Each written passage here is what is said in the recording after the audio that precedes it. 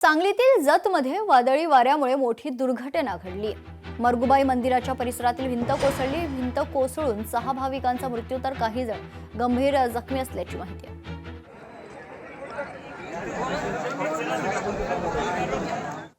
तामिळनाडूचे नवनियुक्त मुख्यमंत्री जोसेफ विजय यांनी प्रशासकीय पातळीवर एक असा निर्णय घेतलाय ज्याची सध्या संपूर्ण देशात चर्चा होत आहे। विजय यांनी त्यांचे वैयक्तिक ज्योतिषी रिकी राधन पंडित वेट्रीवेल यांची मुख्यमंत्री कार्यालयात विशेष कर्तव्य अधिकारी अर्थात ओएसडी म्हणून नियुक्ती केली आहे। या संदर्भात तामिळनाडूच्या प्रधान सचिवांनी अधिकृत आदेशही जारी केलाय। रिकी राधन पंडित वेट्रीवेल हे केवळ ज्योतिषीच नाहीत तर त्यांना तामिळनाडूमध्ये मोठे आध्यात्मिक गुरु मानले जाते।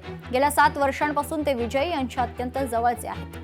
विशेष म्हणजे विधानसभा निवडणुकीच्या बराच काळ जो आहे त्याआधी त्यांनी भाकीत केलं होतं की जोसेफ विजय यांच्या नावाची सुनामी येईल आणि ते मोठ्या बहुमताने मुख्यमंत्री होतील। ही भविष्यवाणी खरी ठरल्याने विजय यांचा त्यांच्यावरील विश्वास अधिकच वाढलाय।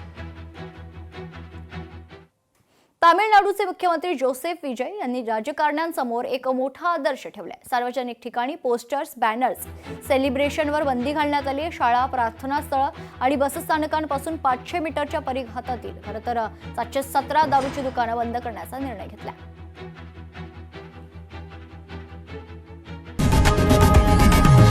लोकशाही मराठी ऐका, पहा, जागरूक रहा।